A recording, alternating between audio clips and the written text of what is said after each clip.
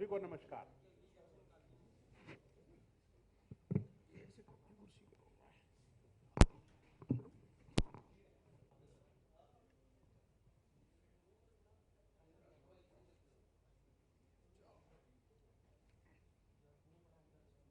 आप सभी पत्रकार एवं छायाकार की इस प्रेस वार्ता को संबोधित करने के लिए उनके बाईं ओर हमारे यमुनानगर के मेयर श्री मदन चौहान जी, उनके बाईं ओर करनाल से मेयर रेणु जी, डॉक्टर साहब के दाईं ओर हमारे जवाहर जी, उनके प्रेस वार्ता है रोहतक से मनमोहन गोयल जी। आज की जो प्रेस वार्ता है, जो हरियाणा में नगर निकाय नगर पालिका के जो चुनाव हो रहे हैं उस संदर्भ में जो संकल्प पत्र पार्टी की तरफ से जो बनाया गया है, उसमें जो संकल्प पत्र नेतृत्व ने लोगों की भलाई के लिए और इन नगर परिषदों नगर पालिकाओं में उसको पहले रिलीज करेंगे, उसके बाद उसके बारे में बताएंगे। आदरणीय डॉक्टर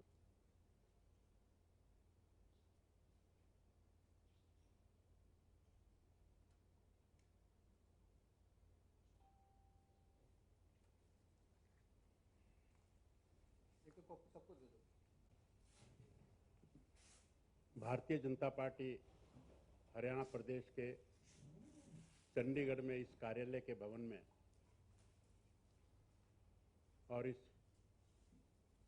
पत्रकार वार्ता में मैं आप सबका अभिनंदन करता हूं, अभिवादन करता हूं, आप सबका वंदन करते हुए प्रणाम भी करता हूं।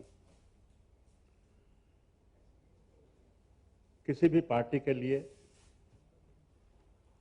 जब वो चुनाव में जाती है तो ये उस पार्टी का केवल कर्तव्य ही नहीं बल्कि जरूरत भी है कि वो जिन लोगों से वोट मांगती है उन लोगों को अपनी मंशा बताए, अपना विजन बताए, अपना पिछला कोई कार्य किया है तो वो भी बताए, लोगों को अंधेरे में ना रखे।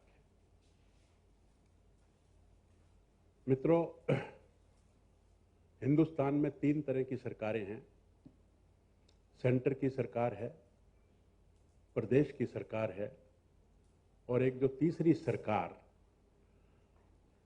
जो तीसरी सरकार भी की जो कंसेप्ट है वो भी भारतीय जनता पार्टी की है कि जिस प्रकार प्रदेश की सरकारें अपना बजट बनाती हैं, खर्चे का और आमदनी का लेखा जोखा रखती हैं, जिस प्रकार से देश की सरकार भी अपना बजट बनाती है, तो हमारा सबसे पहला विजन तो ये है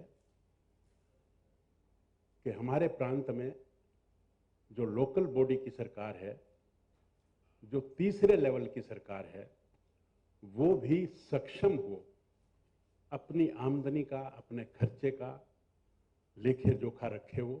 और जिस प्रकार से देश की ग्रांट, भारत सरकार की ग्रांट प्रदेशों को कुछ ग्रांट मिलती है कुछ हेड्स में, उसी प्रकार से प्रदेश भी लोकल बॉडीज को ग्रांट के स्वरूप कोई बड़े काम है तो वो पैसा दे, लेकिन जो डे टू डे के खर्चे और आमदनी है उसमें जो लोकल सरकार है, चाहे वो नगर पालिका है, चाहे वो परिषद है, चाहे वो निगम है, वो सक्षम बने अपना काम, अपना डेवलपमेंट का काम करने में। हमारा विजन है कि सड़कें जिस भी निगम में, परिषद में, पालिका में सड़कें हैं, गलियां हैं, उनकी देखरेख वो रखे। पानी का सिस्टम, हमारा ये मानना है कि 135 लीटर पानी प्रति व्यक्ति मिलना चाहिए, तो 135 को भी छोड़कर लगभग 200 लीटर पानी का अगर हम टारगेट बनाएं, जिसमें हम 10, 15, 20 वर्ष का आगे का भी सोचें, तो उसके हिसाब से पानी की व्यवस्था उस शहर में होनी चाहिए। सीवरेज सिस्टम यानी कि जितनी पानी की उपलब्धता होती है उसका 80%, यानी कि अगर हम 200 लीटर माने तो 160 लीटर MLD के हिसाब से उसकी जो सीवरेज की जो व्यवस्था है वो भी होनी चाहिए, सड़क की भी, पानी की भी, बिजली की भी। जो गलियों में, सड़कों पर जो लाइट्स लगती हैं, उसमें हमारा विजन है कि अब ये एलईडी की लाइट सब जगह लगे, ताकि पूरा शहर साफ सुथरा हो और दिखने में रात को जगमग करे। फिर जितने पार्क्स हैं, हमने एक नारा भी दिया है, साफ सिटी सेफ सिटी। उसका भी एक आगे नारा दिया है, जिसका मैं थोड़ा देर में बखान करूंगा। पार्किंग की मार्किंग, कि जहां भी शहर में गाड़ियां खड़ी होती हैं, उसकी अगर हम मार्किंग कर दें, डब्बे बना दें व्यवस्थित ढंग से, बिना किसी पुलिस को खड़े हुए भी, यदि आने वाले को ऑफिस में उसकी गाड़ी का खड़े करने का अगर डब्बा मिलता है, पार्किंग की मार्किंग मिलती है, तो स्वयं भी उसमें गाड़ी खड़ी करेगा। तो ऐसे ही पार्कों की बात करें हम, पार्कों की भी चार दीवारी, पार्कों की पगडंडी, पार्कों में झूले की व्यवस्था। तो ये जो साधारण चीजें हैं, इनकी पूर्ति हो। पार्क में भी बाहर जो गाड़ियां आती हैं, उसकी पार्किंग की मार्किंग।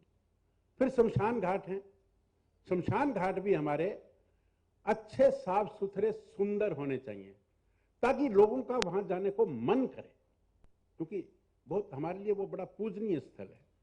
फिर कम्युनिटी सेंटर्स हैं, कम्युनिटी सेंटर्स में गरीब आदमी जाता है, उसकी भी सादगी से सुंदरता, स्वच्छता, पार्किंग की मार्किंग, उसके बिजली के पॉइंट्स, ये सब जो बेसिक चीजें हैं, ये सभी प्रत्येक नागरिक को उपलब्ध हों।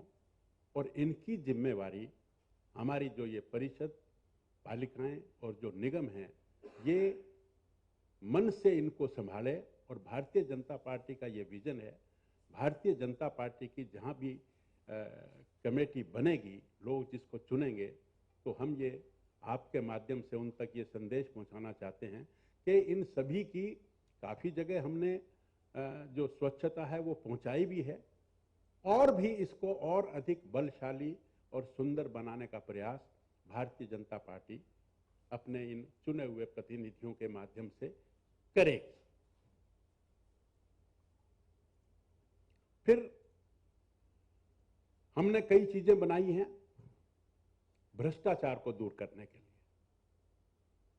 अब वो चाहे प्रॉपर्टी आईडी की बात हो, फिर चाहे वो नगर दर्शन की बात हो, फिर चाहे वो इंजीनियरिंग वर्क्स पोर्टल की बात हो, एक ऑटो अपील सिस्टम है, एक सरल के माध्यम से हमने उसमें लगभग जो निकाय के लगभग 35 योजनाएं जो हैं वो उसमें हमने डाली हैं, जैसे डेथ सर्टिफिकेट है, बर्थ सर्टिफिकेट है, या और भी कुछ काफ़ी सुविधाएं हैं। सब ये सिस्टम ऑनलाइन हो। ऑनलाइन होने के बाद भ्रष्टाचार में बहुत कमी आएगी, ऐसा हमारा सोचना है।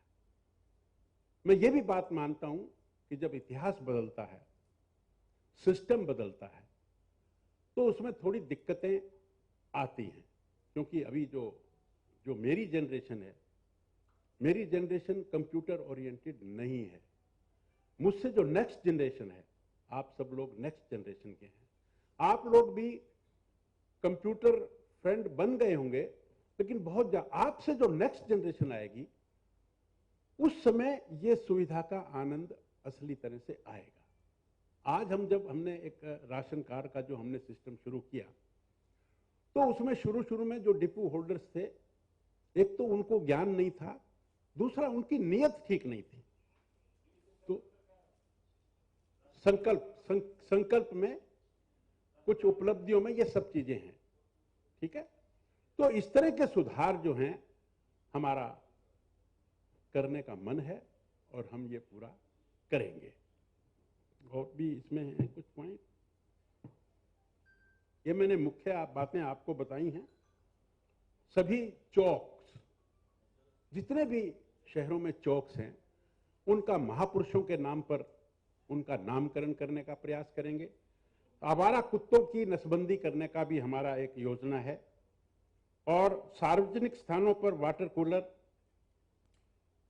गौशाला, जगह जगह पर हमने जमीन भी ली है, और हमारा विचार है कि आस्ता आस्ता करके जो सड़कों पर बेसहारा हमारी गौ माता घूमती है उसका भी बंदोबस्त करके साफ सिटी, सेफ सिटी, स्वच्छ शहर, सुरक्षित शहर, जगह जगह सीसीटीवी कैमरे भी लगाने का हमारा विचार है।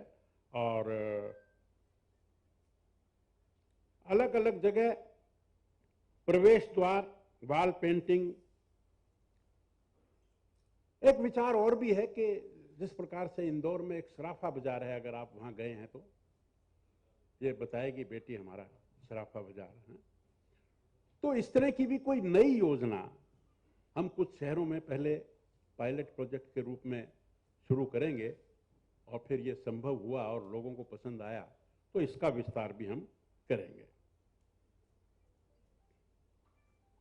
अवैध कॉलोनियों की जहां तक बात है, जितनी भी अवैध कॉलोनियां हैं हमने उनको रेगुलर करने का मन बनाया है। उसमें पहले कुछ नियम टफ थे, उनको भी हमने दूर करके और उनको सरल करके उनको वैध करने का काम भी हम करेंगे। वाटर सप्लाई, सीवरेज, बरसाती पानी की जो निकासी है उसकी भी जो ड्रेनेज सिस्टम है उसको इंप्रूव करने की बात हमने की है। अग्निशमन मशीन ये भी काफी जगह उपलब्ध हैं, जहां भी कोई कमी होगी उसको हम पूरा करेंगे। तो मित्रों, ये सब चीजें हमने अपने संकल्प पत्र में लिखी भी हैं, ये आपको हमने दे दिया है। और भी जितना संभव होगा वो हम शहर को उभारने का, सक्षम बनाने का, सेफ सिटी बनाने का, शौचालयों की भी जो बात है उसको भी हमने काफी इंप्रूव किया है और इंप्रूव करेंगे। इन सब बातों को हम लाकर स्वच्छ शहर, सुरक्षित शहर, पार्किंग की मार्किंग और इस तरह से हम जो ये जो सबसे छोटी सरकार है इसको उभारने का काम करेंगे। इतनी बात मैंने आपके सामने रखी।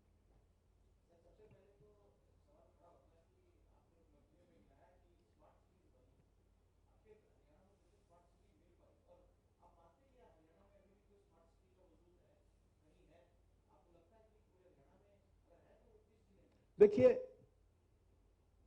प्रश्न जो है आपका वाजिब है, लेकिन स्मार्ट सिटी बनने में काफी जो इंफ्रास्ट्रक्चर है वो खड़ा करने की बात है।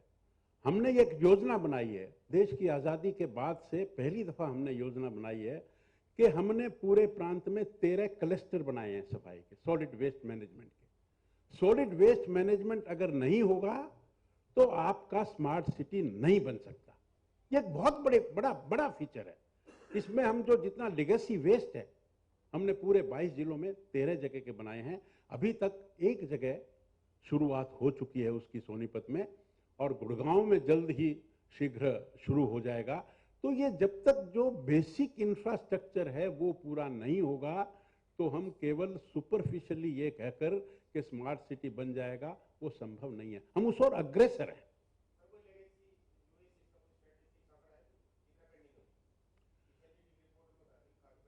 हाँ, नहीं, पेंडिंग ही है अभी, क्योंकि एक सोनीपत की जगह ही जो है उसका डिस्पोज और उसका वेस्ट टू सिनर्जी में कन्वर्ट होना शुरू हुआ है।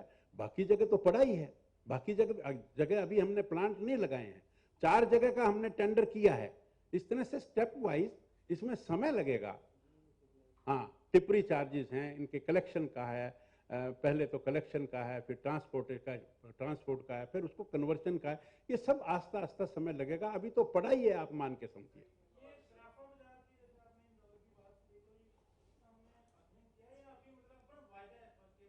नहीं, अभी 2-3 जगह तो थोड़ा हम सीरियसली सोच भी रहे हैं इसको।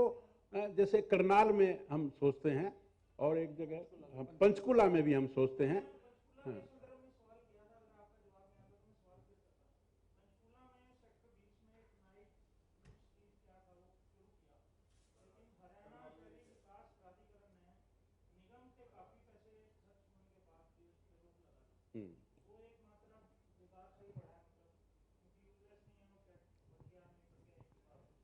पंचकुला की बात बताएंगे आप? जहाँ तक HSBP की बात है, उनसे NOC की बात चल रही है और बहुत जल्द वो सॉर्ट आउट कर लिया जाएगा।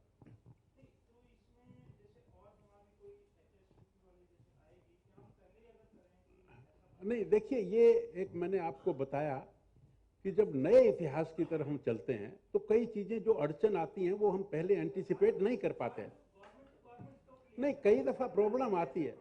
एक परिवार में दो भाई को अगर बाप अगर एक बेटे को कोई चीज देता है या लेता है तो प्रॉब्लम परिवार में भी आ जाती है। नहीं, अभी अभी नहीं, अभी शुरू किए है, शुरू करना।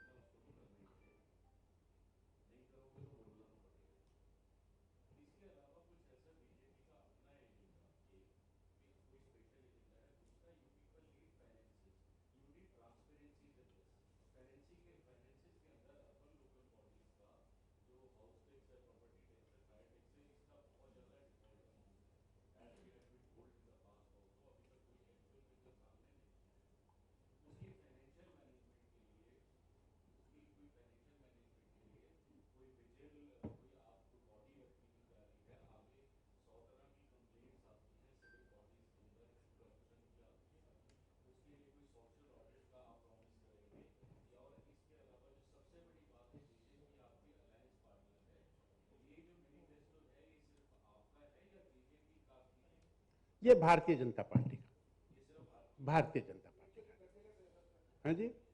और जो आपने बात रखी है, देखिए, मैंने एक शब्द अभी बीच में बोला भी था, इतिहास बदलने के लिए, सिस्टम बदलने के लिए समय लगता है और उसमें बहुत ज़्यादा दिक्कतें आती हैं। जैसे मैंने आपको एक राशन कार्ड का उदाहरण दिया कि जब हम डिपो होल्डर ने कहा कि ताई तेरे तो अंगूठे की लाइनें खत्म हो गई, मैंने आपको बताया ना कि एक तो अज्ञानता है, दूसरा नियत। अब ये प्रॉपर्टी आईडी की बात मैं आपको बताता हूँ, पूरे प्रदेश में इसकी काफ़ी कंट्रावर्सीज आ रही हैं।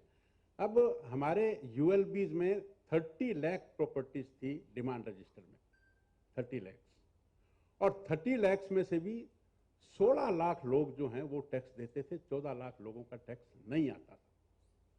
हमने जब ये सिस्टम को चेंज किया और प्रॉपर्टी आईडी के सिस्टम को अडॉप्ट किया तो उसमें 42 लाख से ऊपर प्रॉपर्टीज आइडेंटिफाई हुई। 42 लाख प्रॉपर्टी। अब जो हाहाकार है, एक कारण तो यह है कि कुछ उसमें गलतियां हुई और कुछ गलतियां स्वाभाविक भी हुई, कुछ जानबूझकर भी हुई। हम सब चीजों को चेक कर रहे हैं। अब 42 लाख में से 34 लाख के लगभग हमने लेटर इशू किए और उनको कहा कि भाई हमारे पास ये रिकॉर्ड है, आपकी कोई कमी पेशी हो तो आप हमें बताइए। उसमें 2,73,000 इतने ऑब्जेक्शन आए हमारे पास और 2,73,000 में से हमने 2,60,000 ऑब्जेक्शंस को दूर किया। अब मेरा कहने का मतलब यह है कि किसी की प्रॉपर्टी है, हम पूछने गए, आप मिले नहीं, आपकी पत्नी मिली, आपका बेटा मिला, उसको ये नहीं पता कि ये प्रॉपर्टी किसके नाम है। फिर उससे पूछा कि ये प्रॉपर्टी कितने गज की है, तो 500 गज की है, तो उसको ज्ञान नहीं, और ज्ञान है तो उसने सोचा कि तू 400 लिखवा दे, 300 लिखवा दे, टैक्स कम देना पड़ेगा। ऐसे बहुत सारे फैक्टर्स हैं। सब फैक्टर्स के होते हुए इसको जब हम चेंज कर रहे हैं, इसमें समय लगेगा। अब हमने जो 42 लाख प्रॉपर्टी आइडेंटिफाई की, आने वाले समय में कोई भी प्रॉपर्टी आपको बेनामी नहीं मिलेगी। ये कितना बड़ा फायदा होगा। हमने फिर इसको परिवार पहचान पत्र, ये एक अलग से अपने आप में बड़ा जबरदस्त काम है। हमने पूरे आधार कार्ड को मान के और सब परिवारों की पहचान की, और उसमें हमारे को बहुत सारी इंफॉर्मेशन आ गई। और उसमें हमने ये भी व्यवस्था दी कि जो व्यक्ति 60 साल का होगा उसको पेंशन उसके घर में 60 साल का होते ही मिलेगी। अब ये बात मैंने कह दी तो आप ये कह सकते हैं कि नहीं जी वहां तो प्रॉब्लम आ रही है। प्रॉब्लम आएगी। आफ्टर ऑल जो हमारी जनता है, हमारे वर्कर्स हैं, हम सब लोग तो वही है ना। हम लोगों को काम करना आता भी नहीं है, कुछ नियत भी नहीं है। सिस्टम को इंप्रूव करने में, इतिहास को इंप्रूव करने में समय लगा ही करता है। आप नया घर बनाते हैं, नए घर में शिफ्ट करते हैं तो पहले 6 महीने में आप बहुत सारी उसमें चेंजेस करवाते हैं। तो ये इस तरह की दिक्कतें आएंगी, हम उसको फेस करेंगे। इन प्रिंसिपल तो हम सब ये मानना चाहिए कि हमने ये 42 लाख की जो प्रॉपर्टी का जो बीड़ा उठाया है, हम इसको दुरुस्त करेंगे ना। हम परिवार पहचान पत्र को दुरुस्त करेंगे। हमने उसमें 25,000 से तनख्वाह सालाना जिसकी है वो कितने आदमी हैं, 25 से 50 के कितने हैं, 50 से 100 के कितने हैं, 100 से 1,80,000 तक के कितने हैं, हमने उनको कोई हाउसिंग की पॉलिसी देनी है, हमने उनको कोई लाभ देना है, तो हम जो सबसे नीचे का आदमी है पहले हम उसको देंगे, हम बटन दबाकर उसका डाटा निकालेंगे। तो ये डाटा बनाने में, ये सब सिस्टम को इंप्रूव करने में समय लगता है।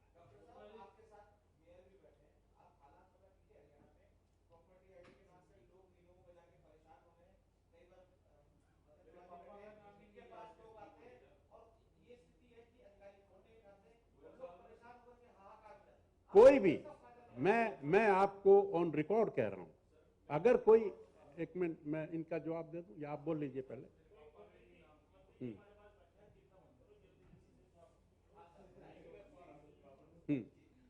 जो मैंने आपको आंकड़ा दिया, हो सकता है आपको प्रॉब्लम आई हो और हो सकता है आपको भी प्रॉब्लम आई हो, इसका मतलब ये नहीं है कि 100% करप्शन है या 100% रिकॉर्ड खराब है। मैं जो आपको आंकड़ा दे रहा हूं, 42 लाख में से 34 लाख हमने लेटर भेजे हैं, 34 लाख में से 2,73,000 हमारे पास ऑब्जेक्शंस आए हैं और 2,73,000 में से 2,60,000 हमने ऑब्जेक्शंस दूर किए हैं। ये आंकड़ा आप लिख लो, मैं दोबारा बोल देता हूं। अब इसमें आप ये कहेंगे कि मेरे फादर के साथ प्रॉब्लम आई, तो वो उसमें हो सकता है, हाँ, आएगी। हाँ। नहीं, मैं स्वयं, आप मेरे आप मुझसे बात करिए। हाँ।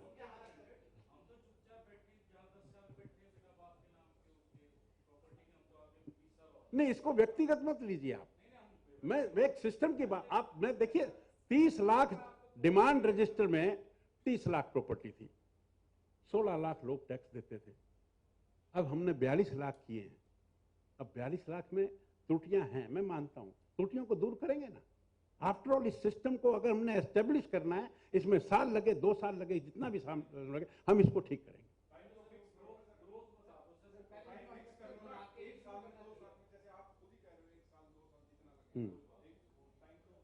नहीं, टाइम तो हम तो ये चाहते थे कि 6 महीने में ही हो जाए ये, लेकिन नहीं हो पाया।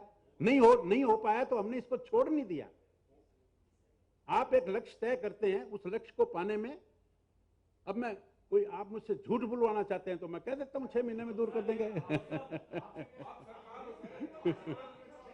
मैं आज आपसे ये वायदा करता हूं कि हम इसको जल्द से जल्द, हाँ हाँ, जल्द से जल्द हम इसको दूर करेंगे।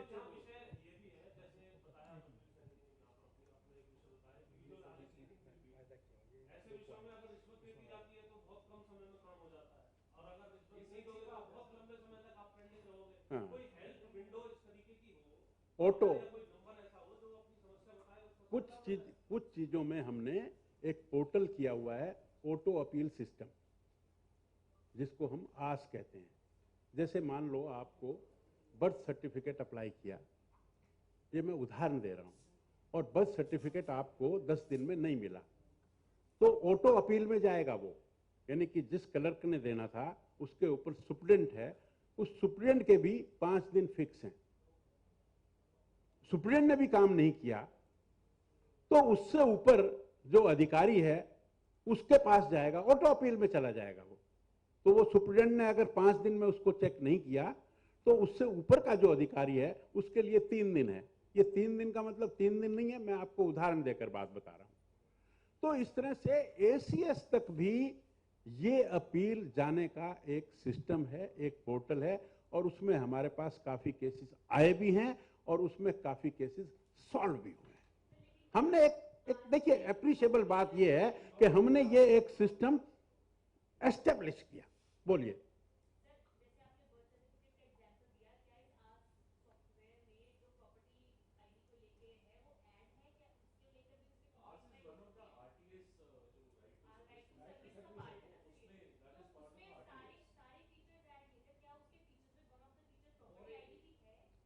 मैं इतनी डिटेल शायद आपको नहीं बता पाऊंगा। हाँ हाँ।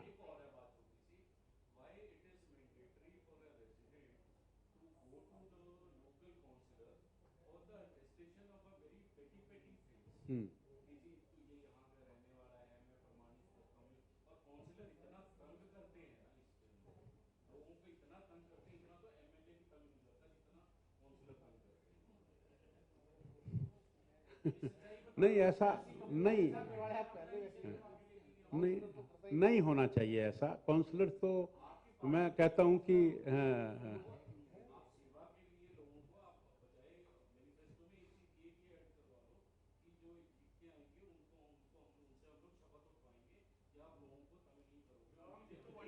तो शब्द लेकर ही वो आते हैं, चुनने के बाद शब्द लेकर ही अपना काम करते हैं।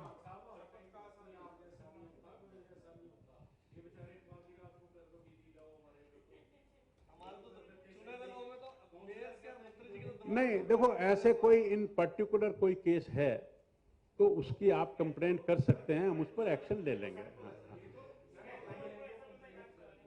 तो मित्रों, मुझे लगता है कि डिस्कशन जो है वो अभी सवाल है कोई? हाँ जी,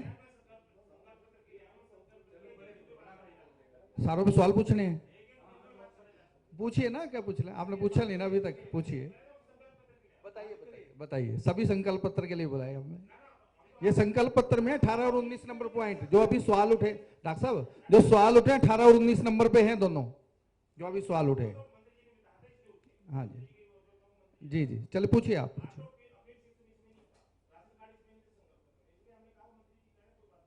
ऑनलाइन सिस्टम में सब कुछ है ना जी।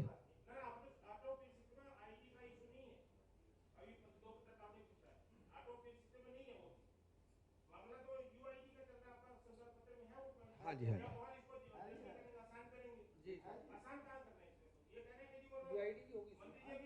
यूआईडी का है, आप पढ़िए 18 नंबर में। क्या कह रहे हो?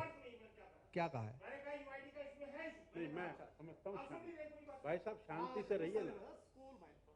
उनका वो तरीका है, उनका बात करने का तरीका है। आप करिए ना, करिए।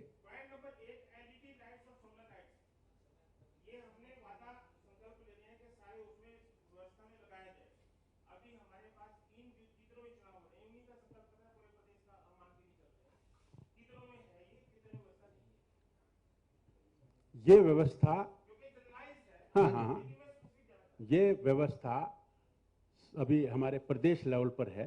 प्रदेश लेवल पर अभी हमने एक हाई परचेज कमेटी की मीटिंग भी बुलाई थी और उसमें ये फैसला जो एलओ क्या कहते हैं, लोअर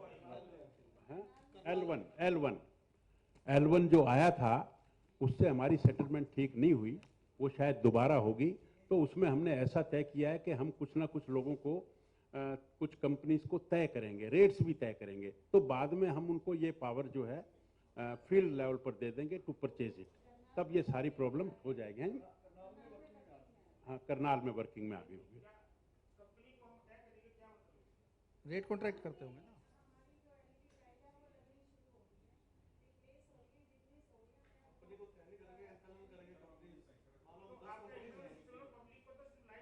हाँ, लाइट मिल जाएगी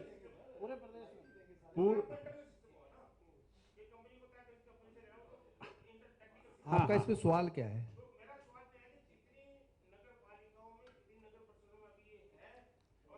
ये तो डॉक्टर साहब बहुत डिटेल हो जाएगी। डॉक्टर साहब एक एक कैसे लिखा जाएगा संकल्प पत्र में? एक एक चीज थोड़ी डिटेल में। मैंने आपको जवाब, अभी पूरा डाटा ये भाई साहब जल्द ही सभी कंपनियों को, सभी यूएलबीज को ये ऑथराइजेशन हो जाएगी कि वो लगाएं। यस, हम बदल जाएंगे। हाँ जी, ठीक है, आपको होना चाहिए जी, हमें तो क्लियर है। चलिए कोई बात नहीं, अभी 1 साल में इसको करेंगे, ये लिखना चाहिए था। जी जी जी, 5 साल के लिए है जी, मतलब हर सिद्ध में कि 1 साल में कितना करेंगे, 2 साल में कितना करेंगे, आप ये चाह रहे थे पूछना। हाँ ठीक है, आगे चलिए, आगे चलिए डॉक्टर साहब जी।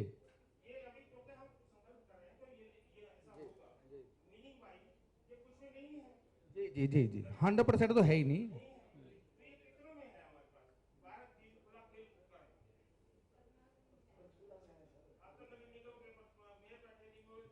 नहीं, मेरे ख्याल में ये नहीं, let me be very clear, these are not the questions to be asked in this press conference.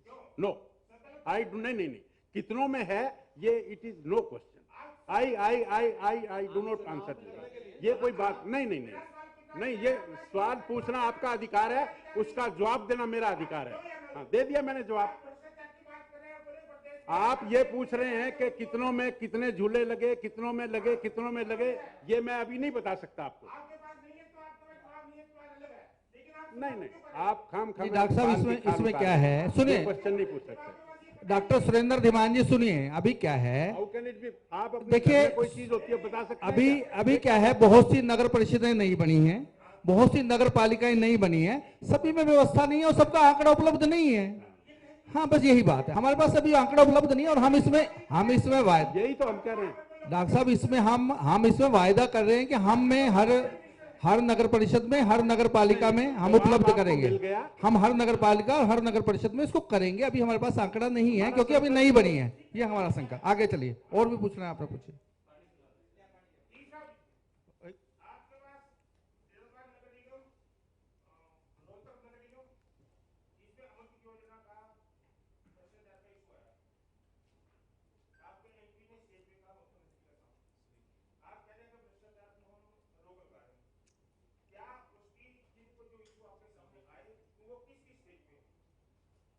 देखिए, इस तरह की डिटेल हम नहीं बता सकते हैं।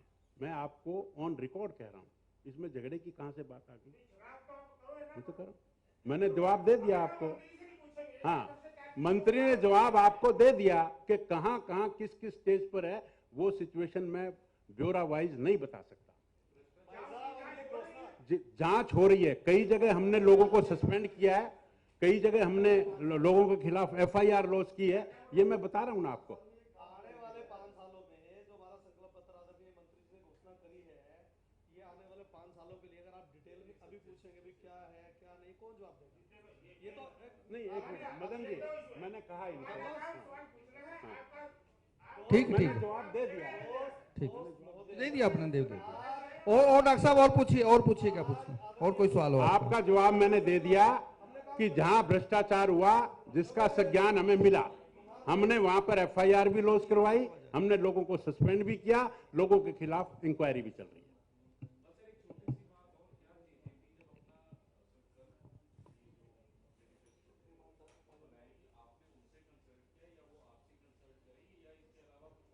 नहीं, हमारे को जो हमारा बीजेपी का संकल्प है, हम उसकी बात कर रहे हैं। तो और पूछना कुछ? ठीक है, लेट हिम नोट। हाँ जी, हाँ जी।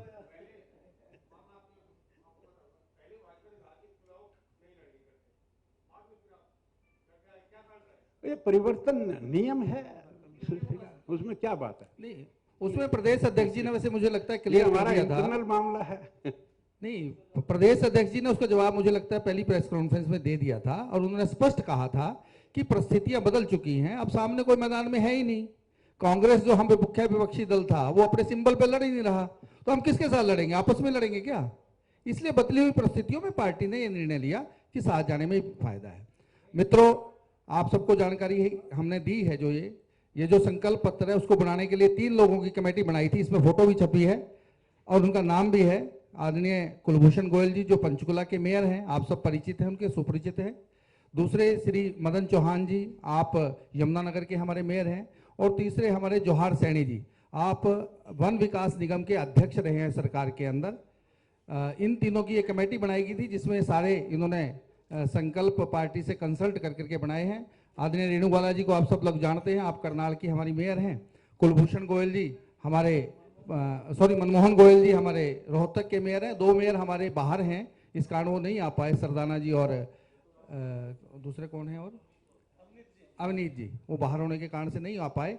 तो इस संकल्प पत्र में जो बातें आदरणीय मंत्री जी ने कही हैं, हम उन चीज़ों पे लगे हुए भी हैं और आगे आने वाले टाइम में करेंगे। हम टोटल 35 नगर परिषद और नगर पालिकाओं पे पार्टी के सिंबल पर चुनाव लड़ रहे हैं। 46 में से 35 पे हम लड़ रहे हैं और पूरी दमदारी से लड़ रहे हैं। हमारे सब प्रदेश के नेता, मंत्री, विधायक हर नगर परिषद और नगर पालिका में जा रहे हैं। उसकी सूची भी हम आपको उपलब्ध करा देंगे आज के प्रेस नोट के अंदर।